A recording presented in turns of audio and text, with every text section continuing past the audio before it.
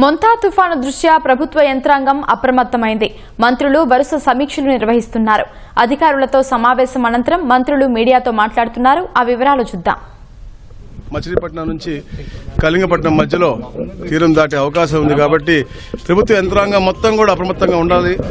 అలాగే ఎక్కడ ఎలాంటి అవాంఛనీయ సంఘటనలు జరగకూడదు చెప్పేసి గౌరవ ముఖ్యమంత్రి గారు టెలికాన్ఫరెన్స్ తీసుకుని ఉదయం నుంచి కూడా ఆర్టీజీఎస్లో వారు దాన్ని పరిశీలించుకోవటం, తర్వాత మధ్యాహ్నం 12 గంటల నుంచి గౌరవ లోకేష్ గారు కూడా ఆర్టీజీఎస్లో కూర్చుని అందరి కలెక్టర్లని, అలాగే ఇన్ఛార్జ్ మంత్రులందరినీ, అలాగే రెవెన్యూ సిబ్బంది ఎవరైతే క్షేత్రస్థాయిలో పనిచేస్తూ ఉంటారో వాళ్ళందరినీ ఎక్కడ లోతట్టు ప్రాంతాలు ఉన్నాయో అన్ని కూడా రీహాబ్ సెంటర్లకి అందరూ కూడా తరలించే విధంగా, అలాగే ఎస్డీఆర్ఎఫ్ సిబ్బంది అందరూ కూడా అప్రమత్తం చేసుకుంటూ కావాల్సిన వసతులన్నీ కూడా, అలాగే ముఖ్యంగా గత 2 రోజుల నుంచి కూడా అందరు అధికారులతో మాట్లాడుతూ ఎవరైతే మత్స్యకారులు సముద్రంలో ఉన్నారో వాళ్ళందరినీ కూడా వాళ్ళ వెనక్కి బోట్లు తీసుకొచ్చేసి అన్ని కూడా అక్కడ డాక్ చేసే విధంగా అందరినీ కూడా, అంటే ఎక్కడ కూడా ఏ ఇబ్బంది, ఎందుకంటే ఇది ఒక తీవ్రతరమైన తుఫాన్ కాబట్టి 100 నుంచి 120 కిలోమీటర్ల వేగంతో ఇది గాలి రావచ్చు. అలాగే వర్షం కూడా ఈరోజు రాత్రి నుంచి పెరుగుతుందని చెప్పేసి కూడా చెప్తా ఉన్నారు. కాబట్టి అన్ని విధాలా కూడా ప్రభుత్వం సంసిద్ధమైంది. ఎక్కడ కూడా ఎలాంటి అవాంఛనీయ సంఘటనలు జరగకుండా చూసుకుంటారు. Thank you. తుఫాన్ పట్ల ప్రజలందరినీ కూడా అప్రమత్తం చేయడం జరిగింది.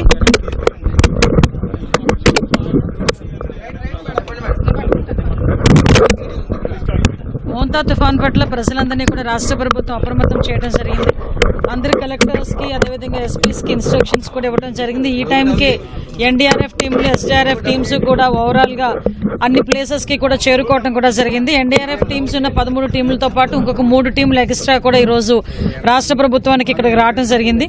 వీటితో పాటు అన్ని తుఫాన్ షెల్టర్స్ని, అదేవిధంగా ఎక్కడెక్కడైతే చిన్నపిల్లల తల్లులు ఉన్నారో, చంటి పిల్లలు ఉన్నారో వాళ్ళందరినీ కూడా సురక్షిత ప్రాంతాలకు తరలించడం, అదేవిధంగా ఈరోజు సివిల్ సప్లైస్ డిపార్ట్మెంట్ దగ్గర నుంచి మనకి అన్నిటికీ కూడా నిత్యావసర వస్తువులన్నీ కూడా ఆయా ప్లేసులకి తరలించడం అవన్నీ కూడా జరిగినాయి. ఓవరాల్గా కలెక్టర్స్ దగ్గర నుంచి, ఎస్పీస్ దగ్గర నుంచి రాష్ట్ర ప్రభుత్వ యంత్రాంగం అంతా కూడా అటు కలెక్టర్ల దగ్గర నుంచి, ఐఏఎస్ ఆఫీసర్ల దగ్గర నుంచి ఇటు కిందన వీఆర్ఓ, వీఆర్ఏ స్థాయి వరకు ప్రతి ఒక్కరు కూడా, గ్రామ సచివాలయ సిబ్బంది అందరూ కూడా అలర్ట్గా ఉన్నారు. కాబట్టి ప్రజలు భయాందోళనకు గురి కాకుండా ప్రజలు ప్రభుత్వానికి సహకరించాల్సిందిగా మనస్ఫూర్తిగా నేను కోరుకుంటున్నానండి. ఏదైతే ఈ తుఫాన్ ఏదైతే ఉందో ఇది రేపటికి కొంచెం బలపడే అవకాశం ఉంది. రేపు సాయంత్రం నుంచి నైట్ మిడ్ నైట్ లోపు ఏదో ఒక టైంలో మనకి తీరం కూడా దాటే పరిస్థితి ఉంది. యాజ్ ఆఫ్ నౌ ఇప్పుడు కాకినాడ దగ్గర తీరం దాటే పరిస్థితి ఉందని చెప్పేసి మనకందరికీ కూడా ఇన్ఫర్మేషన్ వచ్చింది. సో దట్ దానికి బేస్ చేసుకుని ఈరోజు రాష్ట్ర ప్రభుత్వ యంత్రాంగం అంతా కూడా అలర్ట్గా ఉంది. నేను మళ్ళీ కోరుకుంటున్నా మత్స్యకారులు ఈ టైంకి ఎవరు కూడా సముద్రానికి వెళ్ళొద్దని చెప్పడం జరిగింది. వెళ్ళిన వాళ్ళందరూ కూడా సురక్షితంగా ఆల్రెడీ తిరిగి వచ్చేసిన ఇన్ఫర్మేషన్ కూడా మా దగ్గర ఉంది. సో అదే కాకుండా సముద్ర తీరానికి దగ్గరగా ఉన్న విలేజెస్ని స్పెషల్గా ఫోకస్ చేసుకోవడం, అదేవిధంగా ఎఫెక్ట్ ఎక్కువగా ఉన్న మండలాలను కూడా స్పెషల్గా ఫోకస్ చేసుకుని ఆల్రెడీ ఇప్పటికే జిల్లాలకి స్పెషల్ ఆఫీసర్స్ని, నోడల్ ఆఫీసర్స్ని కూడా ఐఏఎస్ ఆఫీసర్ని ఎక్స్ట్రాగా వేయడం కూడా జరిగింది. వాళ్ళందరి పర్యవేక్షణలో ఈరోజు తుఫాను ప్రభావిత ప్రాంతాలు కానీ, తుఫాను ప్రభావాన్ని కానీ తట్టుకునే విధంగా ఈరోజు రాష్ట్ర ప్రభుత్వం అంతా కూడా సన్నద్ధమైంది. దీనికి ప్రజలు కూడా సహకరించాల్సిందిగా మరొకసారి కోరుకుంటున్నాను. ఆల్మోస్ట్ ఆల్ వెళ్ళటలేదనేది ఏం లేదండి. ప్రతి ఒక్కరికి కూడా చాలా క్లియర్గా చెప్తున్నాం. మీరు అన్నది అయితే ఒక విషయం వాస్తవమే. ఎందుకంటే చాలా మంది ఏంటంటే మా హౌసెస్ మేము వదిలి వెళ్ళము, మా బోట్లు మేము వదిలి వెళ్ళము, మా వలలు మేము వదిలి వెళ్ళమని చాలా మంది చాలా ముండిగా కూర్చుంటారు. బట్ వాళ్ళని కూడా మోటివేట్ చేసి ఈరోజు గౌరవ ముఖ్యమంత్రి గారు ఒక వినూత్నంగా ఒక విషయం కూడా అందరికీ కూడా తెలియజెప్పేదానికి ఇందాకే ఆర్టీజీఎస్లో కూర్చొని పర్టికులర్గా దీని మీద మానిటర్ చేశారు.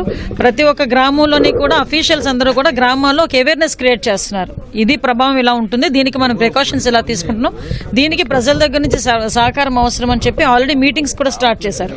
అట్ ద సేమ్ టైం ఈ రోజుకి కూడా మనం అబ్జర్వ్ చేసుకుంటే గౌరవ లోకేష్ గారు కూడా ఆర్టీజీఎస్లోనే ఇప్పటి నుంచి కూడా కూర్చొని 24/7 మానిటరింగ్ చేసుకునే పరిస్థితి కూడా కనిపిస్తూ ఉంది. సో దానికి కూడా మిమ్మల్ని కూడా, మీతో సైతం ప్రతి ఒక్కరిని కూడా ప్రజల ప్యానిక్ కాకుండా ప్రజల్ని అలర్ట్ చేసే విధానంలో మీరందరూ కూడా సహకరించాల్సిందిగా కోరుకుంటున్నాను.